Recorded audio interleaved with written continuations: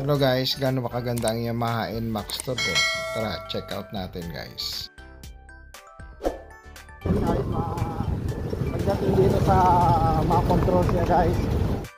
So yun po, meron na rin po itong traction control system or TCS.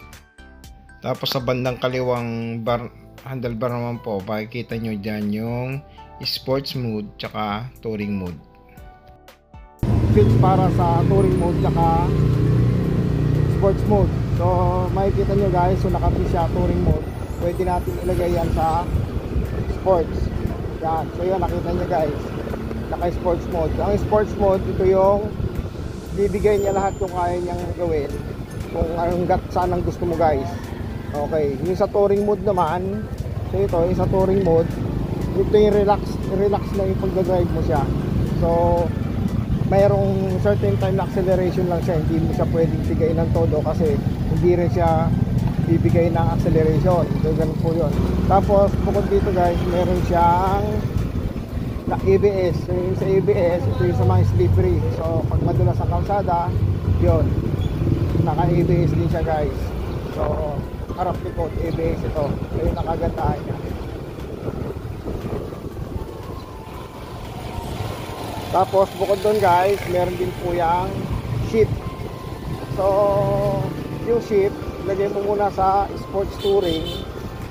Ito, kailangan kasi mabilis ang takbo mo guys para ma-shift mo siya ng 1, 2, 3. Kapag mabagal ang takbo mo, hindi mo siya ma-shift. So ito yun guys, oh, yung shifter. So 1, 2, 3 para kang naka-manual. So may set mo yung shift na yan pag bibilisan mo yung takbo. So mamaya papakita ko sa inyo pag medyo mabilis ang takbo.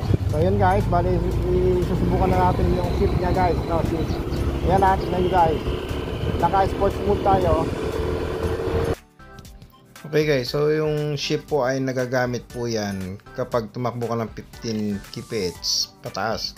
So ito po yung pinaka turbo mode niya guys. Mararamdaman mo yung under ng makina.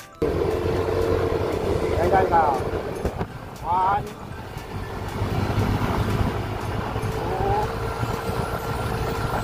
3. Yan. So dagdag lakas ng makina yan guys.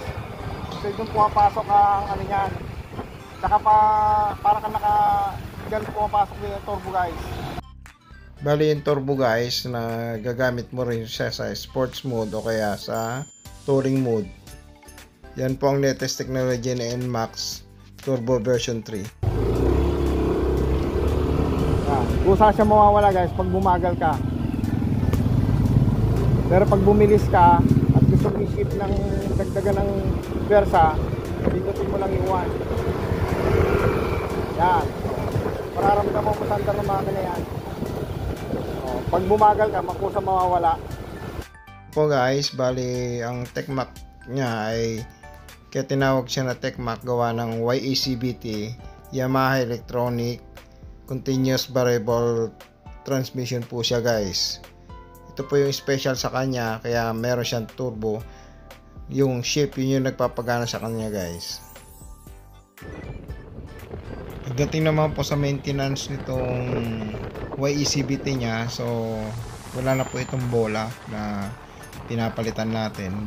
Bali yung sa maintenance niya, belt driven na siya. Tapos yung pinaka drive base niya, yan. So wala na siyang mga literal na bola na pinapalitan. Tapos nawala na rin po yung pinaka dragging. So yun yung nagustuhan ko rito kasi natanggal na yung dragging. Unlike sa dati na malakas po mag-drag pag may bola. Bali smooth na rin po siya tumakbo, kaya yun po maganda sa kanya.